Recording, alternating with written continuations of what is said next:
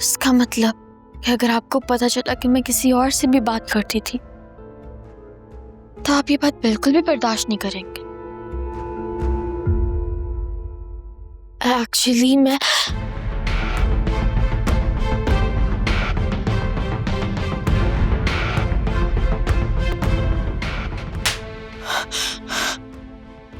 शर्म बेहया, सीधा सीधा जहर दे के मार क्यों नहीं देती तू मुझे? एक बार मैं मर जाऊं फिर जो दिल चाहे करती फिरना। इतनी मनमानियां करके भी दिल नहीं भरा तेरा अभी तक? अम्मी अगर उसे शादी के बाद पता चला तो वो तो मुझे छोड़ देगा। कौन बताएगा उसे? बोलो कौन बताएगा?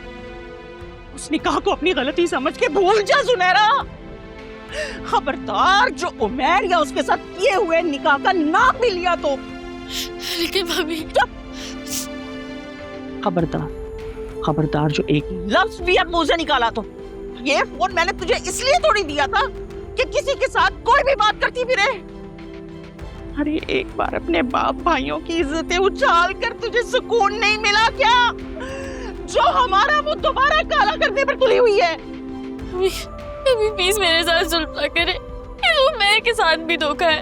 ओह उमैर के साथ ज्यादती है, उमैर के साथ धोखा है। बढ़िया इंसानियत की अलमबरदार। अरे जब बाप की मैयत यहाँ पड़ी हुई थी घर में तो उस वक्त कहाँ थी जब उमैर के साथ वहां निकाह पढ़वा रही थी? उस वक्त तुझे बाप के साथ किया हुआ धोखा याद नहीं आया? अरे जिस बाप ने तुझे अपना नाम दिया, इतने नाज नखरों से पाला तुझे, कितना प्यार करते थे वो तुझसे, उनके साथ तूने धोखा नहीं किया क्या? खुदा की कसम दूरी कभी कभी मेरा दिल चाहता है कि मैं तेरा खून पी जाऊं। खबरदार जो तूने कोई उल्टी सीधी हरकत की तो, वरना किसी भी राह चलते से ब्याह कर तुझे इस घर से चलता करूंगी मैं। मेरी बात तो सुने, मैं सही कह रही हूँ।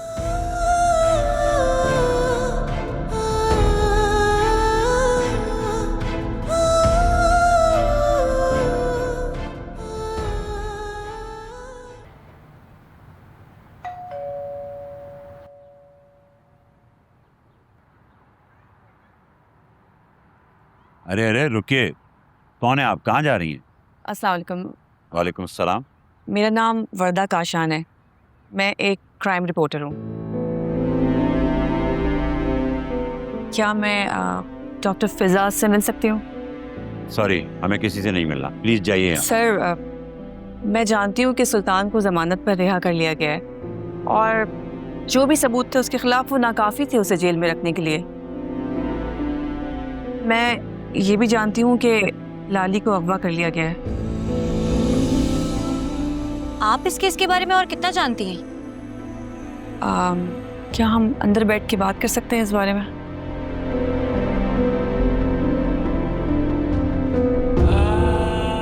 आइए प्लीज।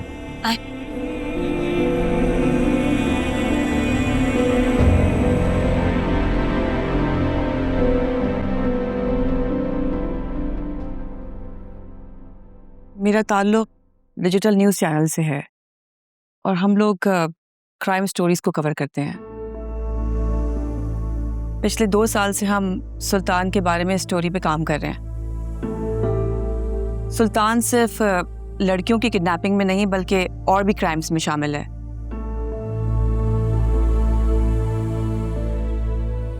सुल्तान ने जिस तरह अकरम को बिजनेस के नाम पर धोखे पे फंसाया, इस तरह और भी लोग इसका शिकार हो चुके हैं। वाओ, मैं तो आपके होमवर्क से इम्प्रेस्ड हूँ। आप तो अकरम के बारे में भी बहुत कुछ जानती हैं। जी, हमारे कुछ लिंक्स होते हैं पुलिस स्टेशन में। तो ये लिंक्स आपने तब इस्तेमाल क्यों नहीं किए जब अकरम को मदद चाहिए थी? क्योंकि सुल्तान अपने गलत काम भी 100% सही तरीके से करता है। इस केस में गलती अकरम की थी। उसने बगैर किसी लीगल कॉन्ट्रैक्ट के पूरा यकीन करके सुल्तान को अपनी सारी रकम दे दी। अब इस केस को अगर वो कोर्ट में लेकर भी जाता तो जज पहली ही पेशी में ये केस शट डाउन कर देता और सारा फैसला सुल्तान के हक में ही होता। देखें, कानूनी मामला जितने आसान और सिंपल दिखाई देते हैं उतने होते नहीं हैं। ठीक है, आप ये बताएं कि आप हमारी मदद कैसे कर सकती हैं। देखें, हम सबको इसमें मिलजुल कर एक दूसरे की मदद करनी होगी। वो कैसे?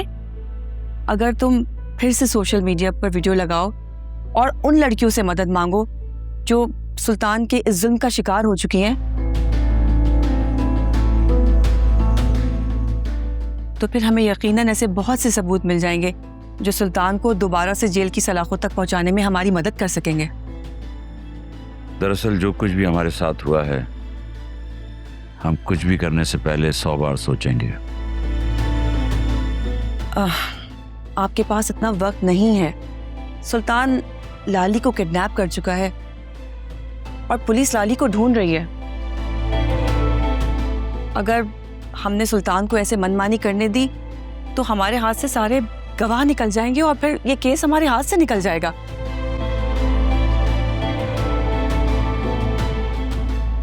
हमें जो भी करना होगा वो जल्द अज जल्द करना होगा ताकि हम पुलिस पर दबाव डाल सकें और लाली को वो जल्द अज जल्द तलाश कर सकें। मुझे तो पहले ही लाली की इतनी फिक्र सता रही है। आपको पता है वो प्रेग्नेंट है।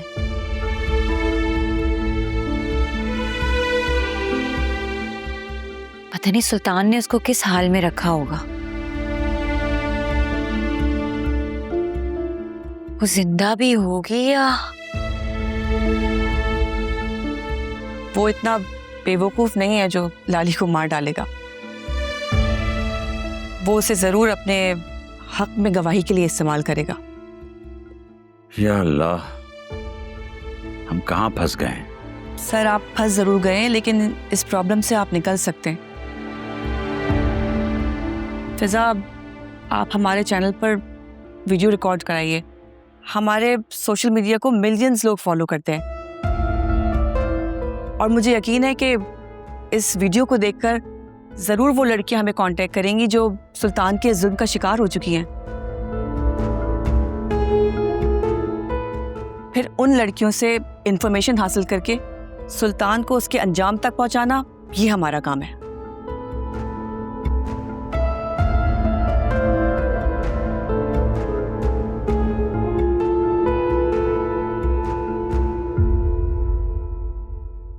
मैं आपको सोच के जवाब दूंगी। आपके पास सोचने का वक्त नहीं है। चले आए, मैं आपको बाहर तक छोड़ दूं।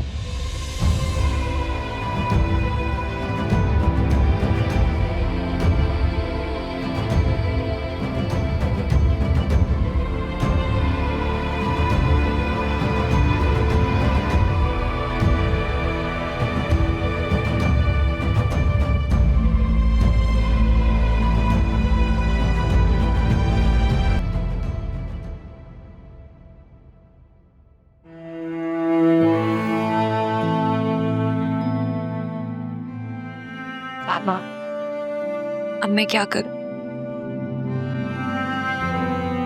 मेरे ख्याल में हमें इस रिपोर्टर की बात मान लेनी चाहिए, लेकिन तुम एक बार आलिया और अकरम से भी मशवरा कर लो। ठीक कह रहे हैं बाबा। आप मुझसे नाराज तो नहीं है? पता नहीं बेटा, मैं नाराज हूं या परेशान, मुझे अपनी ही कुछ समझ नहीं आ रही। अजीब सी उलझन का शिकार हूं। समझ नहीं आ रहा कि आगे क्या होगा और कैसे होगा। वक्त रेत की तरह हाथ से निकल रहा है। हमारी एक गलती हमें मजलूम से जालिम बना देगी। लेकिन बाबा, आप ही तो कहते हैं ना कि इंसान को हर हाल में पॉजिटिव सोचना चाहिए। और फिर अल्लाह भी तो देख रहा है ना।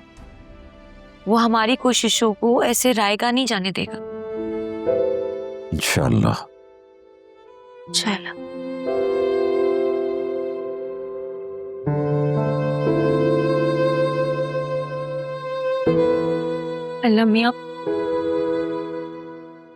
अल्लाह मियाँ प्लीज सब ठीक कर दे, प्लीज।